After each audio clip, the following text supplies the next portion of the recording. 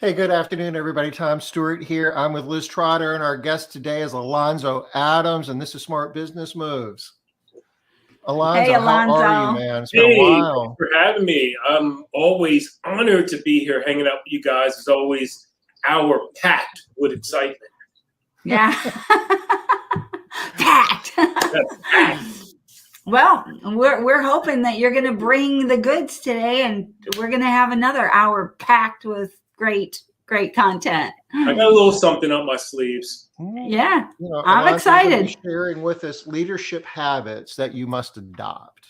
And, Alonzo knows leadership habits. He's been a leader in the industry for a long time, his own business.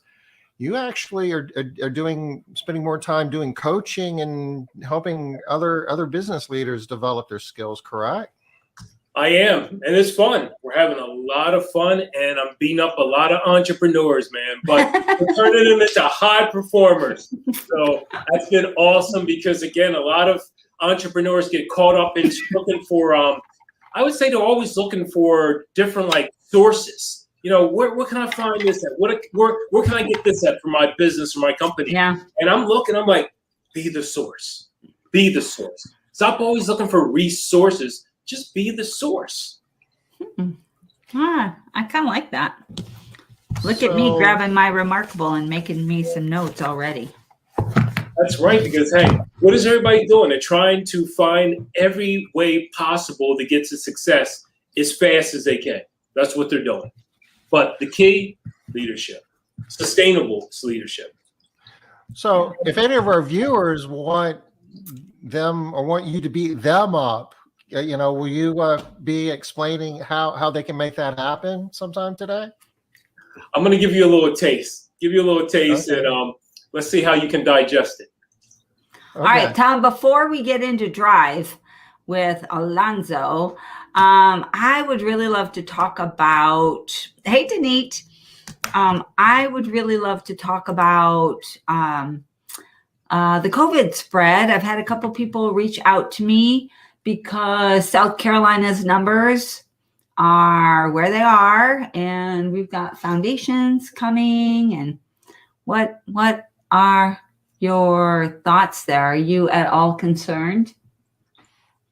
I'm always concerned, Liz. That is so true. That is the truth. Yes, that's true. Hey, Linda.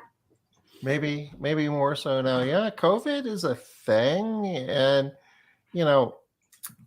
we know a lot more now than we did a week ago, certainly 2 weeks ago. The numbers are going up. It seems like at, I guess, a couple of things. They've got a higher prevalence of these quote unquote breakthrough cases. Even if you've been vaccinated, you can still contract the Delta variant. Having these really bad outcomes, the probability is less, but you can spread it. The R0 value of the Delta variant is right up there with chickenpox, which is just below measles in terms of spread. So it's more contagious by a material amount. So, I know a lot of businesses down here are moving back towards masking. Within Castle Keepers, we never formally said, okay, no more masks, but we did kind of relax that a little bit. If you've been vaccinated and feel comfortable,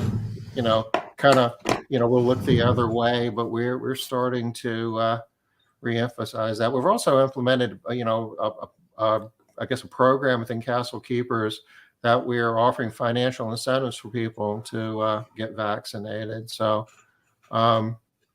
we feel that's an important aspect of it. But as it pertains to like our events in October, I don't know. I've seen some studies that suggest that this Delta variant will burn through by then. That the people are going to catch it, and that should be dying off. Once we get towards the end of August, but who knows what's behind that. Well, the reason why I'm curious about it is it really much worse? I mean, it spreads more and all that good stuff, but is it really much more of a threat to us than the flu at this point? It doesn't sound like people are dying like, like COVID-19 was scary because people were dying. I think for those who are not vaccinated, I think the chance of getting seriously ill, being in the hospital, and potentially death, I think those numbers are all about the same. There's just fewer of them because more people are vaccinated. People are vaccinated, the probabilities are a lot lower that they're going to wind up, in the hospital or worse. Any way you slice it, though, I think most people would argue that there's less we know about COVID in terms of the long-term effects. That just to say it is the same as getting the flu, yeah, maybe for some, but not for others. Mm-hmm. People die from the flu as well, but that's been around so much longer. They pretty much know what all the long-term effects and side effects and all of that, and they're still trying to figure this COVID thing out. Let's see. About half of a percent. Numbers here for us. 1 out of 10,000 under 65 are dying. And I guess that's vaccinated, unvaccinated, just everybody. Has anyone died of the Delta virus that has been vaccinated? The last I heard, nobody had. There were 0 cases of deaths of the in the vaccinated population. Is that still accurate? I can't say with 100%, but my guess is some have. Yeah, 1 in 261,000 vaccinated. I'm assuming that's deaths. Okay, so there's 1 death now for every 261,000 vaccinated. All right, so that's a small number.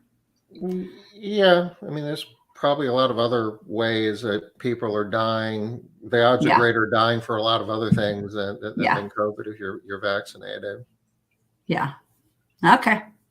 How's it doing up in Pennsylvania, Alonzo? Is COVID a thing there at the moment? Well, let's take it from the standpoint of looking at the suburbs, because you got Philadelphia, which again, they have different requirements. Suburbs out here, we look at counties, and we look at what counties it's spreading more, or if the numbers are spiking. So where I'm at in Chester County, we're doing fine. So it hasn't been any major restrictions. Everything's just playing it safe. Playing it safe. My company, for my cleaning business, we've kept on the mask. We never took the mask off. Vaccinated, unvaccinated, you got to keep them on. And just following, protocols that would protect everyone, and just being smart about our choices. A lot of things, and it's good that you even bring up leadership and how this just coincides. And as we're watching how all this has been developing, now over a year, we just have been, glued to our televisions or whatever information we get from others or whatever we're reading or researching. And deeper diving has really provoked a lot more fear. And, that's one of the things I've always spoken on was fear and having courage and having the ability to keep people focused in the right directions. Because, again, when fear kicks in, then people start to really look towards sources. And sometimes it's not always the best source. So I've always encouraging people, to keep their eyes into the positive and see things and take everything for what it is. Because everything's are studies and different science information we're getting can be conflicting.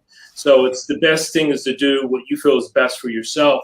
And it never hurts to eat healthy, man, and take care of yourself and get your vitamins and nutrition. I mean, that to me is always huge, even before COVID. Because as we can see, the whole thing with people's immune systems we're challenged more with our immune systems, because of the different things we're up under with pollution, different things with the water, the things that we eat, and just not the right nutrition that we used to have, 40, 50 years ago. So it's really important to protect your immune systems and get the right nutrition, because I'm just seeing a lot of people that go down and have struggled with COVID. Just again, they just really didn't take care of themselves, or underlying conditions that you're not aware of. You're just not really sure, because when you actually go and you get a physical, the physicals are basically like when you go to take your car for inspection. You know, it's not the deepest dive. It's still other things there that you don't really know that could be going on with you, because it's just an inspection, a yearly inspection that you get. Smart health moves. There you go. We got a new show going here. That's right. Thanks, Robin. Hey, did you see, Tom, that Linda and Denise have a couple of questions about your incentives? Are the incentives working? We announced them today, so cannot tell you if they are or they aren't. And what are they, Tom? If you are fully vaccinated, we're going to give you $100. I think that's the same one that's been floating around for a while. Denise, Linda, we've talked about that a bit in group. So, yeah. Do you have anybody that you know, Liz, that's implemented that with any degree of success? I know a couple of people that have implemented it. They had some success, and they had some backlash that they didn't realize that they were going to run into. I know you think things out really well, Tom, so I'm sure that won't happen to you. I'm looking forward for that discussion. That'll be fun. Yeah, yeah. So, yeah, I think it is. Federal government reimbursing the $100. What? I know that there was talk about it. Don't know if it ever became a thing or not. Well, that would be awesome, because you would definitely not have to worry about the liability if the government is reimbursing the $100, right? You know, hey, Robin, good to see you here today. She wants to know what percent of our staff is already vaccinated. Not a large enough percent. I can tell you that. It's we're below the national average. It's we've got some work to do there. The question is, how do you know from everybody? Was just a question, a meeting that was in a group, and who's vaccinated, who's not? How did that go? Yeah, we had a discussion, and a lot of people, have concerns for various reasons, and the counter argument is, it's bigger than you. If you don't want to participate in the 401k plan, that's just affecting you. But if you don't, do the responsible thing and protect yourself against COVID, you're putting the community at risk. You're putting your coworkers at risk. You're putting your clients at risk. You're putting, a whole lot of other people at risk too, because even if, you're fairly healthy, you can still spread it. And people who aren't healthy can get sick and die from it. I'm just wondering, because the reason why I was wondering is because, just for instance, Carson Wentz, who's a quarterback for the Indianapolis Colts, professional football. You're a former guy out there. Former guy, right? So he came into the press conference. He actually had on his mask, and so the question was, hey, Carson, you're wearing a mask? And he's like, yeah, I got my mask on. And again, so another reporter was like, are you vaccinated? He said, that's a personal choice.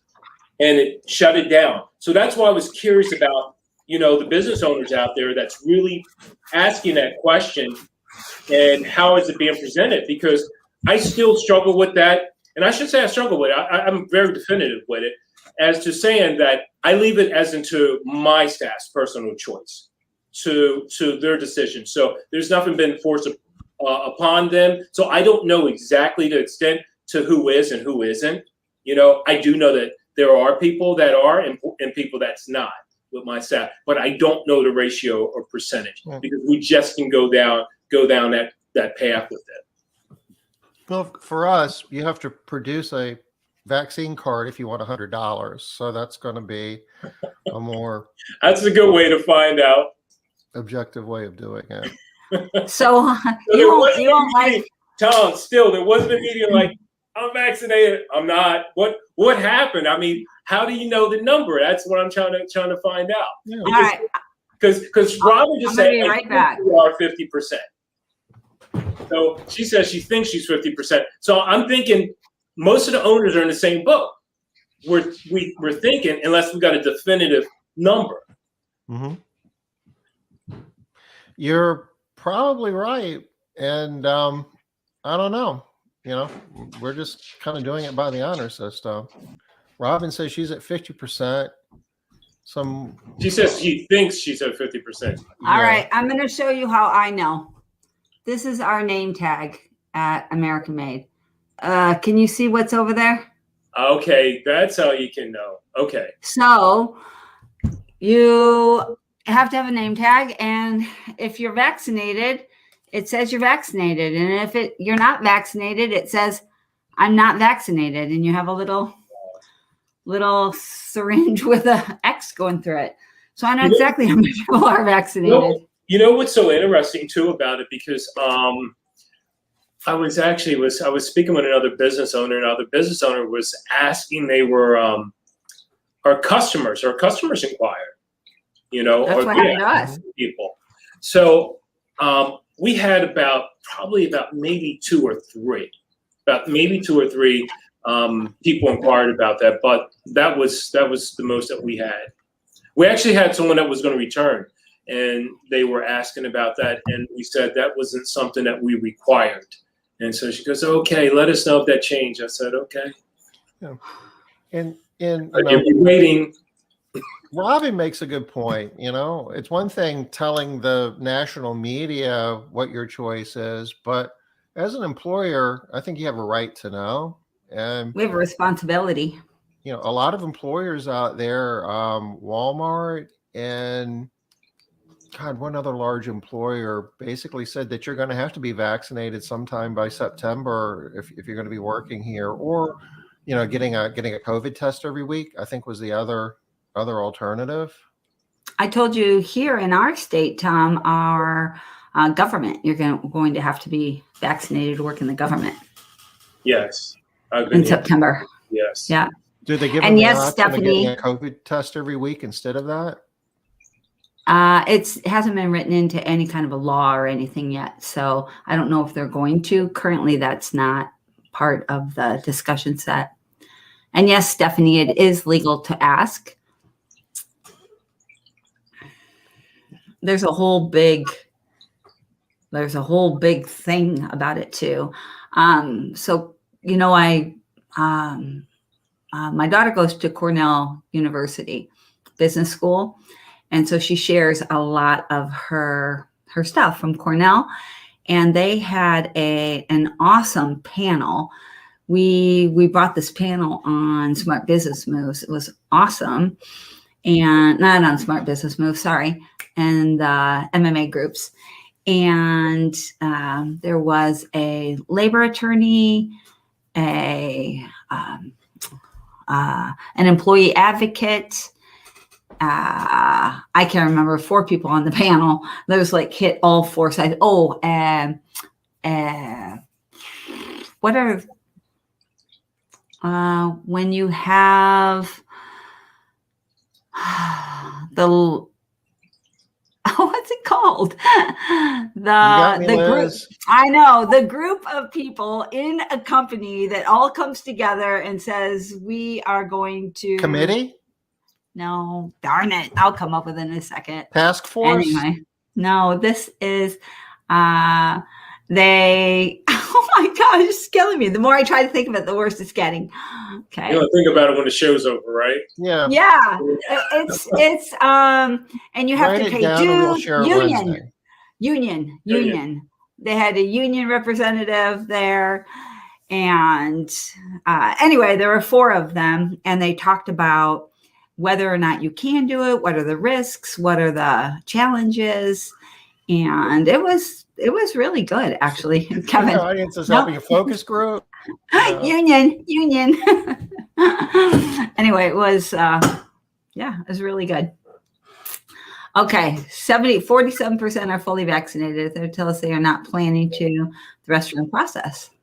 Well, that's not bad, right? 23% are doing it right now, so that's pretty good. So A state with below 40% vaccination. Yeah.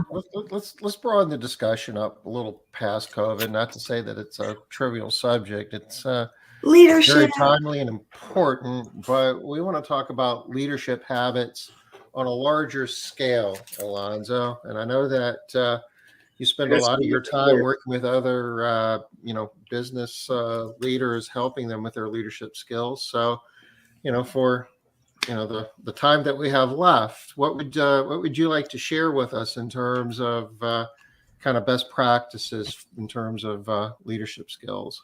But first, my guess is, before ever even hearing it, I'm going to guess. I know you have five leadership habits that you have to put into place. I'm going to guess that all 5 are going to connect to this COVID conversation. Oh, okay. Easily. Let's just check. Easily. Yeah. Well, when you think about entrepreneurs, I've been around them forever, and I've been with them in the Entrepreneurs Organization. I've been with them in ARCSI, and just even coaching them. And I start to think about more and more, what are the 5 elements, the characteristics of like a great entrepreneur, which actually transcends over into being a leader, a really good leader as well. And the first thing I started thinking about when I'm looking at guys that don't have this one quality, which is huge, drive. They don't have the drive to really make this thing go. And, they get worn out, they just burn out, whatever. They just don't have that drive. So I said, what would you like to look at each letter inside of drive? Because I think I have something right there. And the first one I looked at was that D, was just having that discipline. And when I looked at that discipline, I said, okay, well, you can be disciplined in a lot of things, but the most important thing to be disciplined in is your focus. Have disciplined focus, because I see companies, I see leaders, they're just all over the map. And again, you brought up about COVID. We stay very disciplined in my company, and I always instruct our focus not to get scattered, not to get diverted into different areas, to stay very disciplined. Regardless of what's happening outside of us, around us, we're going to stay very disciplined. And I think that's the most important thing when you look at in drive, is having that discipline to be focused and to consistently grind and do those same things with great discipline. But that focus, when everybody's going in different directions and they're getting thrown off and they don't know which way to turn, stay disciplined to the focus. Yeah, that makes really good sense to me. You can't really find a strong leader that it has fractured focus. That's here, that's here. That's just not something you hear about a lot. So that makes great sense to me. Exactly. And when we think about COVID, being resilient, so that's the R. You have to be resilient. Okay. Right? So that's why when I think about an entrepreneur, I want him to have that. If I'm going to build him, I'm going to create him like the Bionic Man, we're going to put all that stuff in him. You got to put that in him, because you go up against COVID, you go up against anything with the government, you go up against your employees, your customers. It's all going to hit you, but you're going to have to endure. Because business is just peaks and valleys, man. And that guy that's a leader that's resilient. You think about stuff that like Elon Musk had to go up against, Mark Zuckerberg. They're always up under some type of investigation.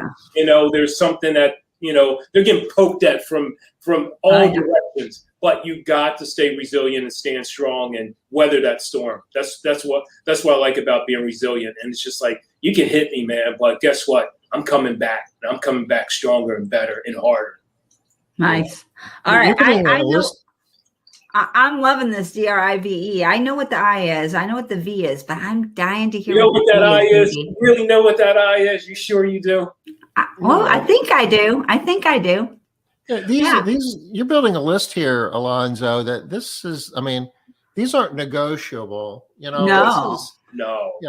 They're all necessary, but if you're and I don't even know what the last three are, but we're going in a direction here where if you're missing any one of these, you really are not going to have the success that you deserve. Because I mean, if you're in a leadership role, especially in the industry that we're in, you've got so much skin in the game, and you're burning so many calories, and you're putting so much into it that if you aren't doing it the right way, you really aren't getting a return off of everything that you're putting into it. No, by no stretch. By no stretch. But it's again, people want again, they want to really disconnect in leadership. They want to just say, hey, just go out and do it. But as that leader, you have to show up. You have to show up. And when I mean show up, it's just being, again, to a position where you set the tone. You really set the tone inside your company, your business, especially as we're speaking about COVID. What is the tone inside of the company? When this hit, when people are concerned, cases are spreading, customers are asking questions, someone got COVID. What is the tone in the company, in the business? And that's where the leader has to really, really set the tone inside of the company, because emotions go at a high. They get worked up, they get stirred up. And once it spreads, it's contagious. It's like a wildfire. And someone's got to be able to put that out, have to bring people down and just say, hey, listen, you know what? It's a day-by-day thing. It's a day-by-day thing. So people are so caught up sometimes thinking about the next week, the next month, what's going to happen? They're going to shut things down.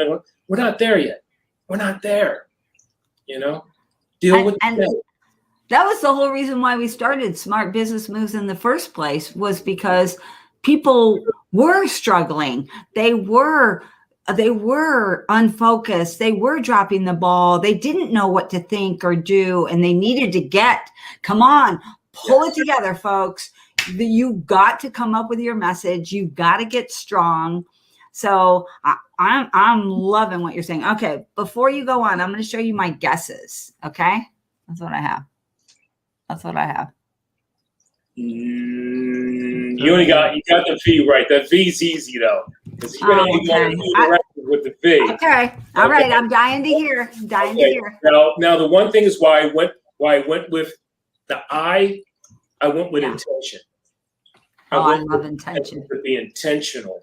I love that. That is something that's missing, because whatever you set out to do, you have to be intentional about it. That's about your habits. That's about your routine. That's about how you're going to actually run the business, your training, whatever. Be intentional about it. Be intentional about your consistency. People are watching. Your people are watching you every day. And if your attention is not the right intention, that you don't put them in the right position to succeed, and you're not intentional about it, then they don't trust you. So intentional to me brings trust.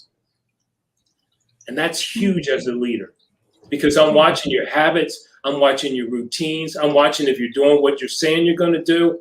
You're intentional about everything that you set out to do. All right. Okay. I think intention falls a lot under disciplined focus, though, because if you have disciplined focus, you're intentional. You're doing what you're supposed to be doing. I feel like this is all kind of the same. Well, here's the one thing. You can be different in discipline than being intentional. So discipline, again, it's doing the same thing over and over, and you're doing it that way. But intentional, that means that, listen, everybody that's disciplined is not intentional about things. So yeah, it's true. They're just not intentional about what they're setting out to do, because you said discipline focus.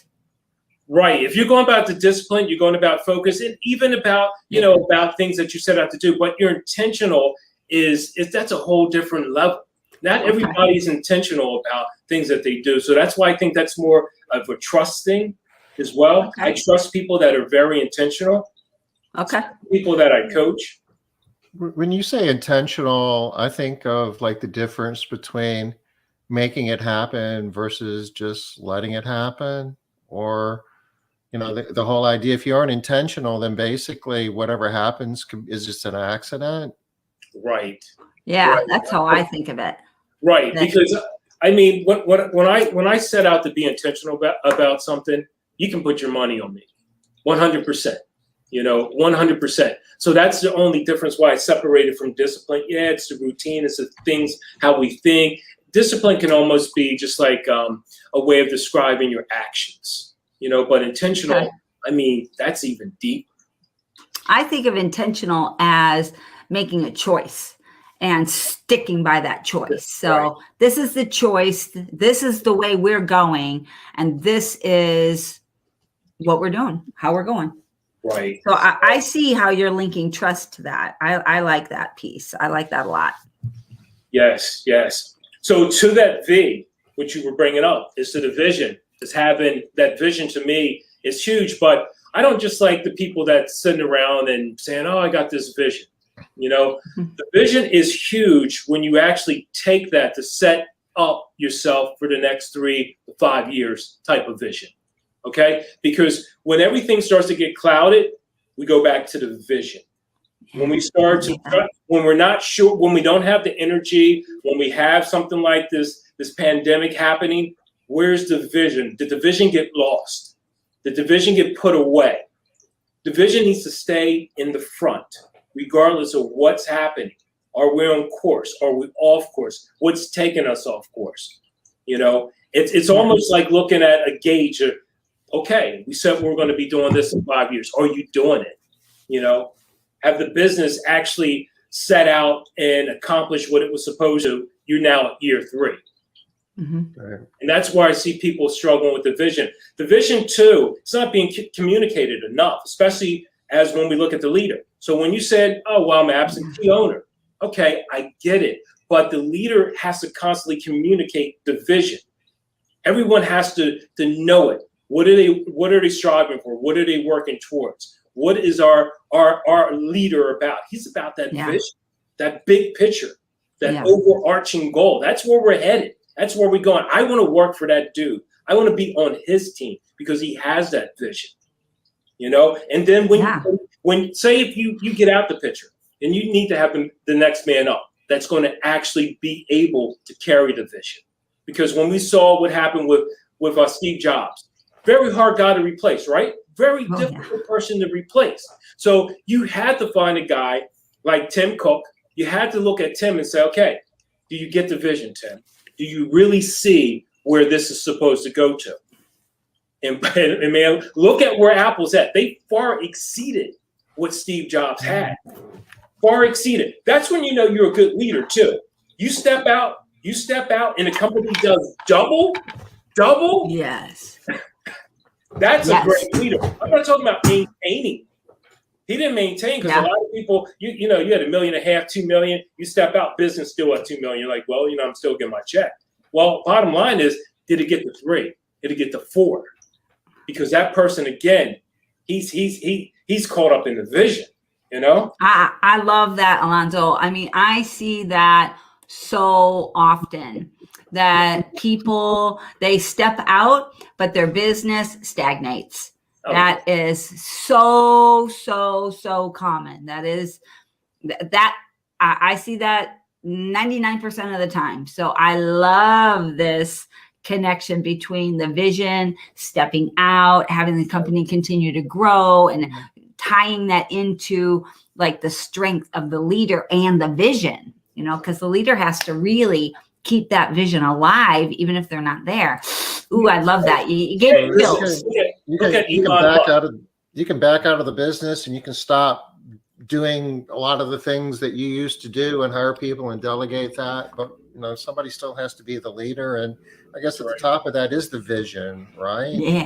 Yeah. I love that. You gave me chills. Yes. Gave me chills on that. That is top notch right there. And you're talking about, something that's actionable, something that, to your core, you expect it to happen. It's not a dream. It's not a wish. It's not, something that you're hoping for. Yeah. To your core, you fully expect that this is going to happen. Because if you don't expect it to happen, chances are it won't. That's why you have Cameron Harrell describes it as the vivid vision. It's vivid. But the big thing is when I think about this whole thing about vision, I look at some of the people that I've known for years, and you look at how they lost it. They lost the vision, you know, because they're trying to escape their business so bad. And you guys all see it. They're trying to run away, man. They want to get away from that business. Yeah. They're tired of it. They don't want nothing to do with it. You know, if you call them, their stress level just jumps up. Blood pressure goes right up. Because the one thing is that they lost the vision. It doesn't exist anymore. So they're not excited about their company no more. They're just like, man, if I just can pass this next 4 more years, try to sell it and get out. That's what they're looking for, man. They're looking for the hills. Yeah.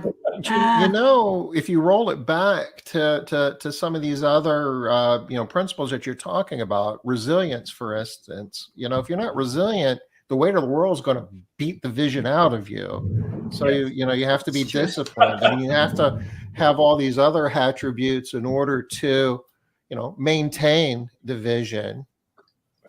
That's right. Yeah. Well, hey, what did Mike Tyson says? Everyone has a plan until they get punched in the mouth, right? So everyone did have a plan. They did. Yeah. They got punched and knocked that vision right out of them. You know? Okay, I was at a breakthrough event over the weekend, Alonzo. I heard that saying at least 10 times. At least 10 times. People are like, you know what Mike Tyson says. That's why I like the guys that have been battle tested. You know, when I look at people that have staying power, they've been around, they've been in the game for a while. They've been battle tested, you know, battle tested. So the one thing is, if your vision comes to 5 years, reset the vision. Reset the vision. There's no way that you never reset the vision. It doesn't stop. You have to do a reset. Okay. I really love this. I wrote down vivid vision too. Who did you say calls it vivid? Cameron Harrell. Okay. So could that be drive with 2 V's? You don't need 2 V's. Vivid vision. You're good. Yeah. Okay. All right. Tell us about this E, Alonzo. When you hire someone, just say, for instance, you're going to hire someone to run your business. You're going to step out. That person is going to be the leader now. Okay. The number one thing you want that guy to have is the ability to be effective. That dude needs to be effective because he can get things done on both sides. Yeah. Both sides. And when I say both sides, he can create the strategy and he can find a way to execute on that, to get it done. That's when someone's effective. And I like someone that has sustained effectiveness. You know, not just someone that's running for to give me the 90-day sprint. I don't want the 90-day sprint. You know, I need that sustained effectiveness. You know, or again, like we said, you take the hits, you take the punches, but you're still effective. You're finding a way. You're finding a way regardless of the situation. Go back to COVID. How many people were effective in being able to pivot? How many people were effective to having the right message to their customers? How many people were effective to being able to communicate to their staff from the leader down, to energize them, to inspire them, to keep them going? How many people were able to do that? They're not effective. And when you see people starting to crumble, people starting to hide under the desk, they're trying to look for a way out. How effective are they? And I'm talking about being effective on multiple levels in multiple ways. To me, that to me is strong. Can you come into your business if you're there, if you're the leader, and you know without a shadow of a doubt, you were effective. You were. Because if you're not, get out the position, get out the chair. You need someone that's going to be effective. You know, whenever you're looking at superstars, elite, they're effective. Yeah. And you mentioned they bring the goods. You mentioned 2 sides of being effective, you know, the strategy part and the execution part. And I think that's important as well. And, you know, strategy has a whole lot of different levels. And as a CEO, you know, there's a lot of strategic planning, but, you know, there's a lot of tactical decisions that need to be made day by day, moment by moment. And leaders need to be able to do that and then execute and make it happen. I mean, we could spend an hour just talking about how important execution is. And a lot of, you know, businesses that aren't getting the results they're looking for, they, you know, are doing a lot of the things right. But when it really comes down to, you know, there's a big difference between talking about it and doing it. And a lot of companies fall short on the execution side.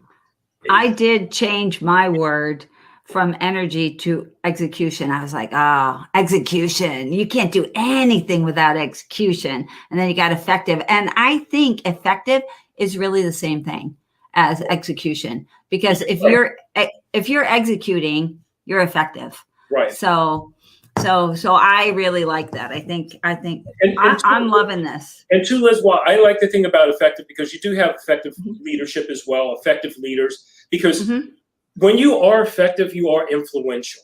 You understand? That's the most important thing, is if you are going to be a leader, you're going to be effective, are you influential to your people? Because there's too many people that are in leadership positions, they're not influencing anybody. You know, they're being influenced. They're not influencing anyone. And right now, the day and time that we're in right now, you better be effective in influencing people, man. Because people right now, they're watching too many different things from social media, so they're getting their information from everywhere. So they're influenced that quick. And if you're not effective, you done lost those people. You really did. Although I do think, though, that if you have a strong vision, that you can influence people through that vision, because a strong vision is influential. It does influence people. You got to communicate it. You got to communicate. Absolutely. You stick it on the wall and you look at it in an annual company meeting. Let's talk about the vision. That's not a vision. No. That's not a vision. A vision is not words on a wall. That's not what a vision is. A vision is influencing. You know, that is part of the vision. But when we said vivid, let's think about the word vivid. The vivid it feels real. You can feel it. Yeah. You know, you can feel it. I mean, Strong. how many times have you walked into a company, and when you walked in, you can feel the energy in that business? It's thriving. You know, you walk into another company, it's dead. It died a long time ago. It's a funeral in there. They're playing violins. It's, you know, it's not happening. You come in, it's got to be popping, baby. Popping, you know? It's got to be juice, you know? And that's what happened when the COVID thing went down. It was violins playing, you know? It's like, come on, man, give me some hip hop. Give me something up in here. Let's get fired up, because we've got to keep marching forward. The funeral's not here, you know? All right. No obituaries. Let's do it. So now you're speaking to my energy, right? Yeah, it takes energy, But right? It does. That's effective. That's you got that dude. You got to be effective. I'm gonna argue that one. Let me hear why you can't be effective. Okay, I'm gonna argue why. Because you could be effective and not have any energy, and I've got a perfect example for you. Okay. Or have really low energy. Tom's, I don't know what his title is. He works as the accountant. He's the main accountant. If you were to meet him, you're not feeling the energy at all. But is he effective? Yes, he is. Yeah. He is effective. Yes. He does get the stuff done. You can count on him. He's reliable. I mean, he is the personification of effective. We'll go back to leadership. So I got you where you're saying. But on a leader, to be effective, I want him to be able to put his DNA on it. Yeah, but you want him to. But I think he can still be effective as a leader. No, he can. You're right. Yeah. No doubt. But, very effective. But I think the energy is like super, super important as well. I mean, I do think that the strongest, not all of them either, right? We know some leaders that don't bring the energy. You know, DRIVE is a really cool acronym. I love it. The 5. We could have probably gotten, say, 8, you know, characteristics if we'd wanted to. Tom is so funny. I bet that we could have gotten 8 if we would have added on an I and added on 2 E's. We have to figure out what we could spell with that. But you have to put something else in there, because that's only 7 if we did drive it. You know. Oh. But I really do love drive. I do. And really drive. And if you're bringing it down to 5, I don't think anybody is going to argue the point that these 5 are definitely you got to have them. You can't leave any of these out. It's not like, well, you don't have to have discipline, focus. I'm arguing with you all day long. Yes, you do. Well, you don't really have to be resilient. I'm arguing all day long. Yes, you do. Well, you don't really have to have intention. Yes, you do. Yes.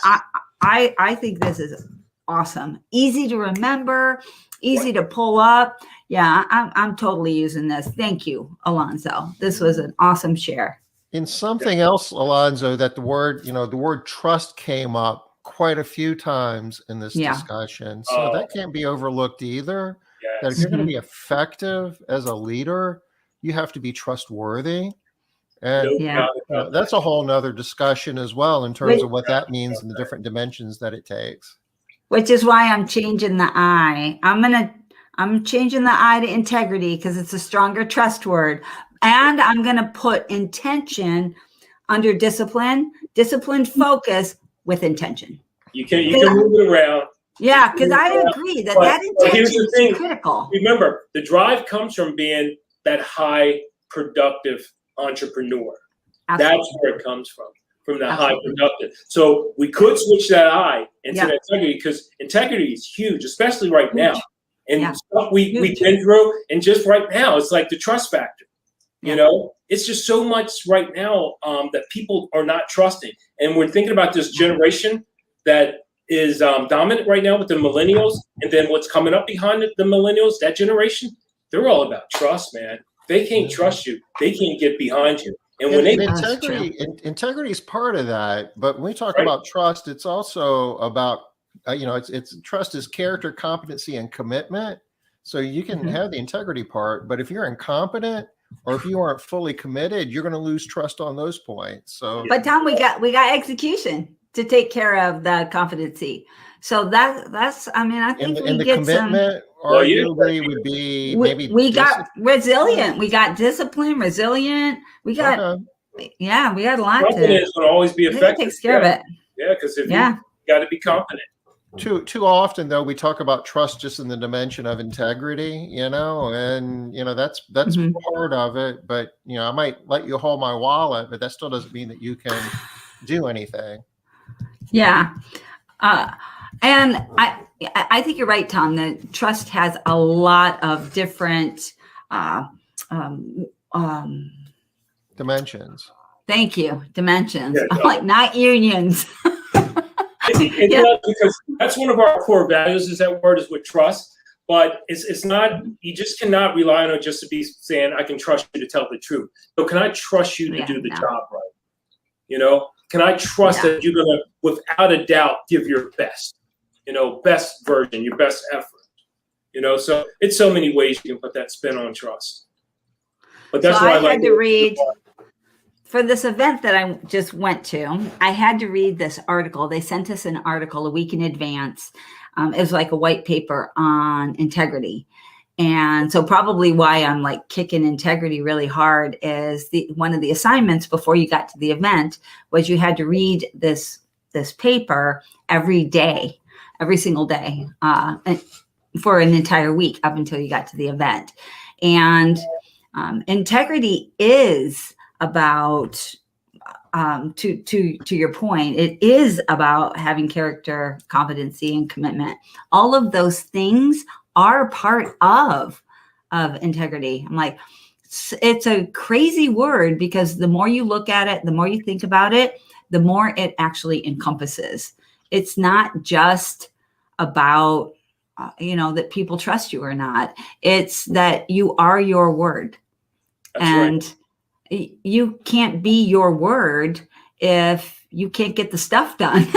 You're not your word. If you're not committed to things, you're, again, not your word. So I'm like, wow, I got a whole big thing on integrity over this past weekend. And I'm like, dang, man, that's a big old word. I used to argue with people that wanted integrity as part of their core values. I'm like, dude, integrity is hard to withhold. Are you going to be able to uphold integrity as one of your core values? Because I don't think you can.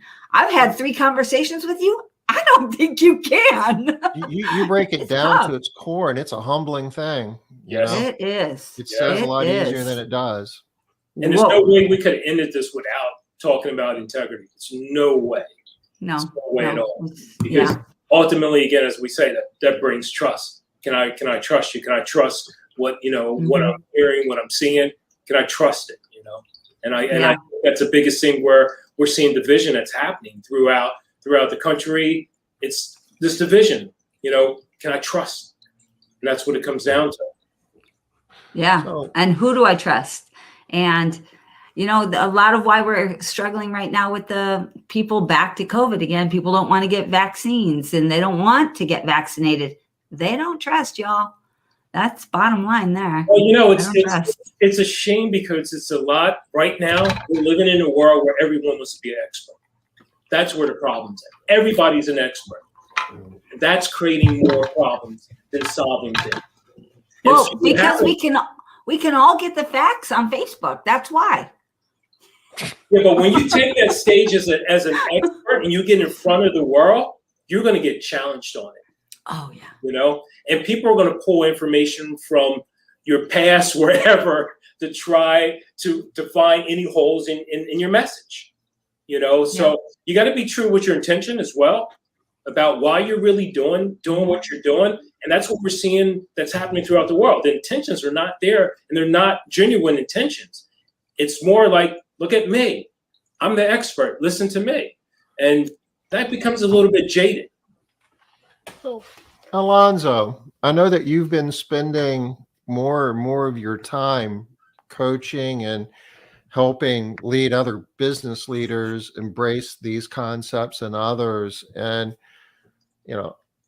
I can speak from experience. I know Liz can as well, that, we can all use a good business coach from time to time. If we have anybody listening here that wanted to reach out to you and learn more about some of your coaching programs and how to participate in that, where would we direct them? Right now, definitely, follow me on Facebook, follow me on Instagram. My email address is alonzoadams.com. And I'm coaching over at Conquer. I'm actually full. I'm completely full. That's why he's not telling us. Reach out because he hasn't got time for you. He's booked out. Yeah, I'm completely booked up. But listen, people know that reach out to me. I'm there to help anyone. I want to make sure that I can help people be successful in whatever way they're looking to be successful. And that's personally, business-wise, whatever. So never hesitate to reach out to me. And what you guys are doing here is awesome. It's awesome because you guys are giving up your time. You're not being paid for this. You're not looking for anything in return. And that's why I love coming together with you guys, because we're just trying to make sure that we're being the best that we can be for others and to help others. We are looking for something in return though, Alonzo, and it's the vision. We are really looking to get this whole industry professionalized. So we're looking for people to, adopt some of these smart business moves and smart business thinking so that we can all be better. That's what we're looking for. Yeah. So we are looking for that. Businesses be more profitable, and they can take that money and create better jobs, provide better service, make better lives for themselves. And Alonzo, I know you share this vision as well, because we've worked together for goodness grief, how many years? Yes. Inside of ARCC and other got to be a decade at least, huh? Longer. Yeah, longer. So we're coming up. We're probably coming up on 20. Well, not quite 20. Over 15 years. What would be the anniversary? It's been many years. When's the 20th anniversary of ARCC? Yes. Or ARCP. We started working on it like in 2003, I guess. So it's coming up. Yeah. So the 20th. Almost here. Yeah, we got to have a big bang. Really got to. Yeah. So you see, you got a question here, Alonzo. Do you just work with residential or commercial? I think you work with people that are outside of our industry too, don't you? All service businesses? Residential, commercial, cleaning, all. I do both. So I do residential and commercial. My background is actually commercial. That's where I came from. I got in commercial cleaning when I was 13 years old. I worked for one of the biggest commercial cleaning companies on the East Coast. They stuck me in when I was 13 years old. I went in and worked my way up, and I learned all that stuff, man. Floor machines, all that stuff, carpets. I can do all that stuff. Well, I can't do it now, but I know how it works. You can tell other people to do it. Yeah, I don't mess with that I stuff. bet you could. I bet you could get in there and at least fake it. You know, you got to think about where you're going to spend that energy at, man. Where I'm most effective at, right, Liz? That's right. That's right. I'm not as effective there no more. You have to be disciplined and not indulge in such silly nonsense. Yes. Oh my gosh, that is a really another great point, Tom. I'm really glad that you brought that up, because that is another thing that we see business owners doing all the time is they're saying yes to everything. Every great idea, every new thing that they see, they're like, oh, I heard so-and-so say that she does blah, blah, blah. I'm doing that too. What? Stop doing what other people say or what other people do. Or what other people do, and stay disciplined on your focus, your vision, your stuff. Do what. Listen, you know what's interesting? So how many people have claws of stuff? Machinery. Have what? How many people have that closet or they have that machinery because they decided to go ahead and jump into something different? You know? Yes. We all have that different vacuum, floor machine, I don't know, a fogger, whatever. People, and God, man, you know, steam machines. People just were all over the map, you know? It's like, stay disciplined, you know? Stay disciplined. But I think, you know, people don't want to miss opportunity, but everything's not opportunity. Sometimes it's just a distraction. That's where that's a good D. You know? It's a distraction. Yes. You know, it's like, stay where you're at. That's been my claim to fame, my success is that disciplined focus, not jumping at everything or doing what other people are doing. It's like, hey, if it works for you, try it. And, you know, I go as far as to say too often it's an indulgence. It gives you an excuse not to do the things that you really need to be doing. Yeah, you're looking for stuff to distract you. Matter of fact, that's in the book, Indistractable, which is a very good book. That is a very good book. Yes, people are looking for ways all the time to distract themselves from doing what they're supposed to be doing when they're supposed to be doing it. Constantly looking for distractions. Well, I am going to also create a list, and I'm going to shoot over to you, Alonzo, of drive, how you cannot have drive. Be distracted.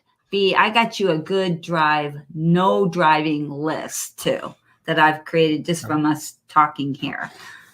Cool. I like it. But what do you call a person that's an entrepreneur that doesn't have drive?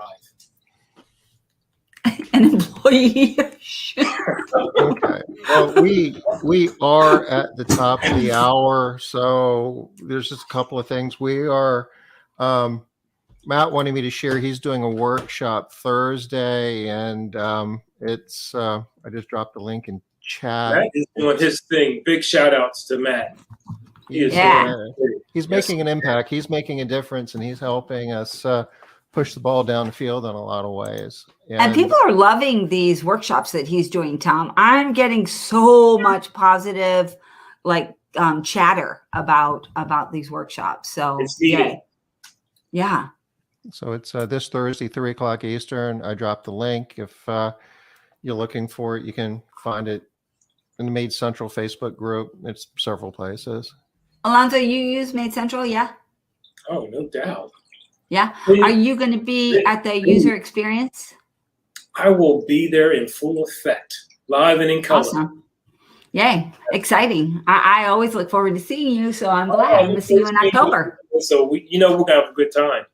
We're going to have a good time. We're going to be doing some important work there, too. There's some pretty awesome stuff that we got queued up for that. It's going to be some. Well, I don't want to lose focus. Everybody leave this call thinking about leadership, think about drive. So we're not pitching Made Central today. Catch you on Wednesday. People is necessary, man. It's in your own home, your own house. Yeah. You know, that's huge right now. Leadership is needed big time. It's like a drought. Absolutely. We'll be back here Wednesday. You know who our guest is, Liz? Sarah? Sarah Thompson. And Thompson? Yeah. All right. Yeah. Okay, cool. According to Facebook, still. Yeah. So I'm going with Facebook Awesome. because Facebook Yay. is the definitive. That's right. That's how you know. That's how you So know. Sarah is a very qualified leader within the residential cleaning industry and accomplishes some remarkable things in a relatively small market. If you know Sarah, you know what I'm talking about, and I know you're going to be here to want to hear her advice from a leadership perspective. And if you don't know Sarah, do yourself a favor. You'll walk away with a different perspective. She's doing stuff that if she wasn't doing it, you would say that it wasn't doable. Yeah. And I will say that she does follow Alonzo's method of drive. We would definitely say, according to what Alonzo defines as drive, Sarah completely encompasses drive. That's one of the cool things about what we're going to do. This month, you're going to see the common theme, and from one success story to another, there's going to be a common theme. So, Alonzo, as always, thank you, ma'am. Thank you for bringing it. Thank you for having me. I always enjoyed being a part of this experience, and you guys are doing a great job of just educating the industry and just making it better. Thanks, Alonzo. I'll see you soon. Thank you, guys. We'll be back here 5 o'clock Eastern on Wednesday. Take care, guys. Bye-bye. Bye.